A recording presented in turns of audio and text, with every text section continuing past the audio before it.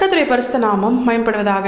இந்த நாள் இந்த காலவேளையிலே கர்த்தர் நம்மை அவர்கள் பலப்படுத்தும்படியே நமக்கு தருகிற வார்த்தை 1 யோவான் அதனுடைய 1வது அதிகாரம் அதனுடைய 4வது வசனம். உங்கள் சந்தோஷம் நிறைவாயிருக்கும்படி இவைகளை உங்களுக்கு எழுதுகிறோம். கர்த்தருடைய பரிசுத்த நாமம் மயம்படுவதாக. இந்த வசனத்தை கொண்டுதான் தேவன் தேவஜனங்களாகி நம்மை இன்று அவர்கள் பலப்படுத்துகிறார். ஆண்டவராக இயேசு கிறிஸ்துவின் மார்பிலை சாய்ந்திருந்த அவருக்கு அன்பாயிருந்த யோவானை கொண்டுதான் இந்த நிருபத்தை கர்த்தர் நமக்கு எழுதி கொடுத்திருக்கிறார். இந்த வசனம் தெளிவாய் சொல்லுகிறது, உங்கள் சந்தோஷம் நிறைவாய் இருக்கும்படி இவைகளை உங்களுக்கு எழுதுகிறோம் என்று. அப்ப யோவான் தனியாக இதை எழுதவில்லை. யோவான் பரிசுத்த ஆவியானவரோடு இணைந்து பரிசுத்த ஆவியானவரின் ஆளுகைக்குட்பட்டு பரிசுத்த ஆவியானவரின் ஏவுதலின்படி இந்த சத்திய எழுத்துக்களை நமக்கு எழுதி கொடுத்திருக்கிறார். சபையை பார்த்து பரிசுத்த ஆவியானவர் சொல்லுகிற ஒரு பிரதானமான காரியம்தான், சத்தியம்தான், உங்கள் சந்தோஷம் நிறைவாய் இருக்கும்படி இவைகளை உங்களுக்கு எழுதுகிறோம். சபை என்பது ஆண்டவராக இயேசு கிறிஸ்துவின் மனவாட்டியாக பரிசுத்த ஆவியானவரால் உருவாக்கப்படும் பொழுது கர்த்தருடைய விருப்பம் அதை குறித்து என்ன தெரியுமா? அதன் சந்தோஷம் எப்பொழுதும் நிறைவாய் இருக்க வேண்டும். இதைத்தான் தம்முடைய தாசனாகிய பவுலை கொண்டு பரிசுத்த ஆவியானவர் எழுதுகிறார். சந்தோஷமாய் இருங்கள் என்று உங்களுக்கு சொல்லுகிறேன், சந்தோஷமாய் இருங்கள் என்று மறுபடியும் சொல்லுகிறேன். தேவஜனங்களாகிய நாம் சந்தோஷமாய் இருக்க வேண்டும் என்றுதான் ஆண்டவராக இயேசு கிறிஸ்து விரும்புகிறார். தேவனுடைய விருப்பம் மணவாட்டியின் சந்தோஷம் நிறைவாய் இருக்க வேண்டும். அவள் மணவாளனுக்காக காத்திருக்கும் பொழுது அதை குறித்த அவருடைய வருகையை குறித்த ஏக்கத்தினால் உண்டாகிற அந்த சோகத்தை தவிர்த்து மற்றபடி எல்லா விதத்திலும் அவளுடைய சந்தோஷம் நிறைவாய் இருக்க வேண்டும். ஏன்னா உன்னத பாட்டின் புஸ்தகத்தில் வேதம் தெளிவாய் சொல்லுகிறது, நான் நேசத்தால் சோகம் அடைந்திருக்கிறேன் என்று. இப்போ தேவனுடைய அன்பினால் அவரை காண வாஞ்சித்து நித்திய ஜீவனில் அவரோடு கூட நித்திய நித்தியமாய் வாழ்கிற அந்த அனுபவத்தை வாஞ்சித்து ஒரு தேவ பிள்ளையோ சபையோ சோகம் அடைந்தால் அது கர்த்தருக்கு பிரியமாயிருக்கும். கர்த்தருடைய வருகையை எதிர்பார்த்து அது இன்னும் நாட்கள் செல்ல செல்ல நேசருடைய அன்பினால் சோகம் அடைந்தால் அது கர்த்தரின் பார்வையில் பிரியமா இருக்கும். ஆனால் வேற எந்த காரியத்தை குறித்தும் பரிசுத்த ஆவியானவரால் ஆண்டவராக இயேசு கிறிஸ்துவுக்கு மணவாளனுக்கு ஏற்ற மணவாட்டியாய் உருவாக்கப்படுகிற சபை சோகமாய் இருக்கக்கூடாது.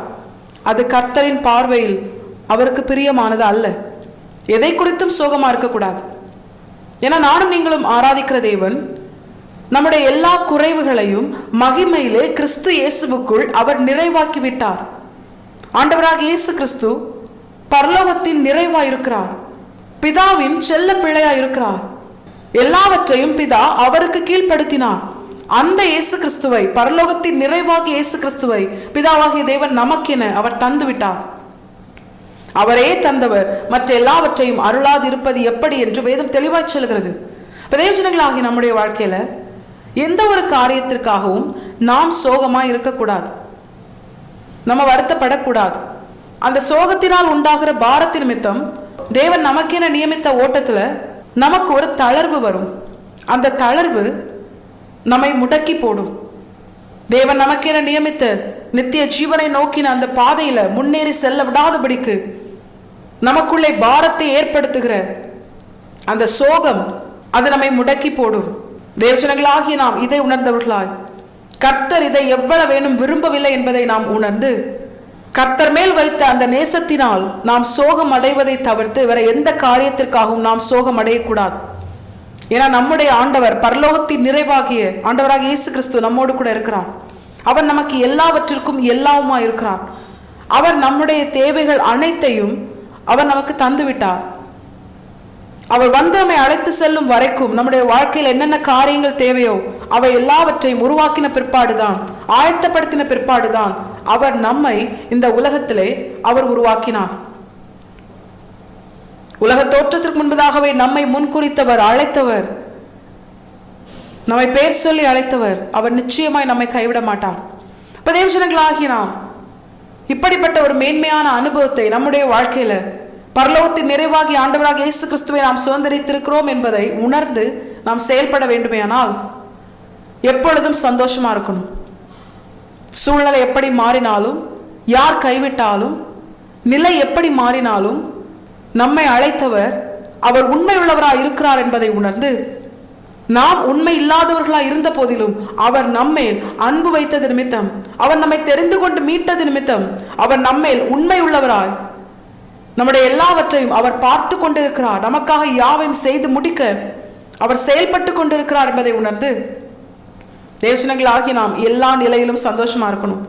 அப்படி நாம் சந்தோஷமா இருக்கிறதின் வெளிப்பாடுதான் எதை குறித்தும் நாம் கலங்காமல், எதற்காகவும் நாம் சோர்ந்து போகாமல், எல்லாவற்றையும் என் தேவன் பார்த்து கொள்வார், என் தேவன் எனக்கு எல்லாவற்றுக்கும் எல்லாமா என்னோடு கூட இருக்கிறார், அவர் எனக்காக யாவையும் செய்து முடிப்பார் என்று தாவீதை போல தேவனை நம்பி விசுவாசித்து அவர் மேல் கொண்ட நிச்சயத்துல நம்ம என்ன பண்ணணும்? தொடர்ந்து நமக்கு நியமித்த பாதையில் நாம் முன்னோக்கி செல்லணும். எப்பொழுதும் சந்தோஷமாய் கர்த்தருக்குள் மகிழ்ந்து களி கூறுகிற ஒரு அனுபவத்தை நாம் நம்முடைய வாழ்க்கையில் நிறைவாய் எப்பொழுதும் எல்லா நிலையிலும் எல்லா சூழ்நிலையிலும் நாம் பெற்றிருக்க வேண்டுமே. ஆனால் அதற்காக நாம் செய்ய வேண்டிய காரியம் என்ன தெரியுமா? இந்த இடத்துல யோவானை கொண்டு பரிசுத்த ஆவியானவர் எழுதும் பொழுது முதல் 3 வசனங்கள் அதை தெளிவாய் சொல்லுகிறது.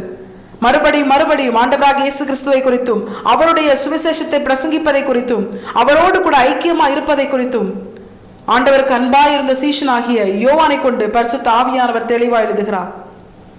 இப்ப தேவஜனங்களாகி நம்முடைய வாழ்க்கையில ஏதோ சந்தோஷமா இருக்கும் அப்படிங்கிற அனுபவத்தில் அல்ல, நம்முடைய சந்தோஷம் நிறைவா இருக்கும்படியா பரிசுத்த ஆவியானவர் இதை நமக்கு எழுதி கொடுத்திருக்கிறார்.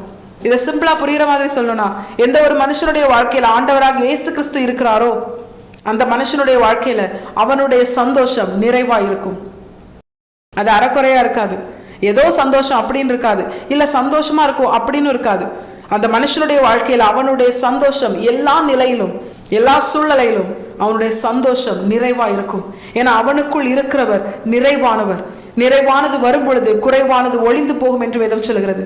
ஆண்டவராக இயேசு கிறிஸ்து நமக்குள்ளே இருந்தாரே ஆனால், நிறைவாகி அவர் நமக்குள் இருந்தாரே ஆனால் நம்முடைய சந்தோஷமும் நிறைவாயிருக்கும். இப்படிப்பட்ட ஒரு அனுபவத்திற்காக அழைக்கப்பட்ட தேவஜனங்களாகிய நாம், இந்த தேவஜனங்களாகிய நம்முடைய வாழ்க்கையில நம்முடைய சந்தோஷம் நிறைவா இருக்கா? இல்ல சந்தோஷமே இல்லையா? ஏதோ சந்தோஷமா இருக்கிற ஒரு அனுபவம் கூட, சின்ன சின்ன விஷயங்கள்ல சந்தோஷமா இருக்கிற ஒரு அனுபவம் கூட இந்த தேவஜனங்களாகிய நம்முடைய வாழ்க்கையில் இல்லாமல் போனதற்கான காரணம் என்ன தெரியுமா? ஆண்டவராக இயேசு கிறிஸ்துவை, அந்த நிறைவை நாம் பெற்றுக்கொள்ளாமல் அலட்சியம் பண்ணி இன்னும் அவருக்கு வேதனை உண்டாக்கும்படியான பாவக்கிரியைகள் நம்முடைய வாழ்க்கையில் இருக்கிறதுனால தான் சின்ன சின்ன விஷயத்துல கூட சந்தோஷமா இருக்க முடியல. இப்ப தேவஜனங்களாகிய நாம் நிறைவான சந்தோஷத்தை நம்முடைய வாழ்க்கையின் எல்லா நிலையிலும் பெற்றுக்கொள்ள ஆவி, ஆத்துமா, சரீரம், ஆவிக்கிற வாழ்க்கை, பூமிக்கிற வாழ்க்கை, ஊழிய வாழ்க்கை சகலத்திலும் ஆண்டவராக இயேசு கிறிஸ்துவை நிறைவாய் நாம் பெற்றிருந்தோமே ஆனால் நம்முடைய வாழ்க்கையில நிறைவான சந்தோஷம், கர்த்தரால் வாக்கு பண்ணப்பட்ட நிறைவான சந்தோஷம் நிச்சயமா இருக்கும். நம் நிமித்தம் அநேகர் கர்த்தரை மகிமைப்படுத்தத்தக்கதா நிறைவான சந்தோஷமாக கர்த்தருக்குள் களி கூர்ந்து மகிழுகிற ஒரு வாழ்க்கையாக நம்முடைய வாழ்க்கை மாற கர்த்தர் நமக்கு கிருபை செய்வது அதிக நிச்சயம். நிச்சயமாய் கர்த்தர் தாம் சொன்னதை நம்முடைய வாழ்க்கையில் நிறைவேற்றி நம்மை உயர்த்தி இம்மையிலும் மறுமையிலும் அவர் நம்முடைய தேவனாய் மகிமைப்படுவதும் அதிக நிச்சயம். நிறைவான சந்தோஷத்தை தேவஜனங்களாகிய நாம் பெற்றுக்கொள்ள நிறைவாய் ஆண்டவராக இயேசு கிறிஸ்துவை சுதந்திரிக்க நாம் நம்மை கர்த்தரை பார்த்து முழுமையாக அர்ப்பணிப்போம். கர்த்தாவே இந்த வசந்தை கேட்ட அனைவரையும் ஆசீர்வதித்து வழிநடத்துவாராக. கர்த்தரை பரிசுத்த நாமம் மட்டுமே மகிமைப்படுவதாக. மாரநாதா இயேசு வருகிறார். ஆயத்தமாவும் பிற ஆயத்தப்படுத்துவோம். ஆமென். என்பலன் ஒன்றுமில்லை என்று நான் அறிவேன், அவர் பலனின்றும் குறைய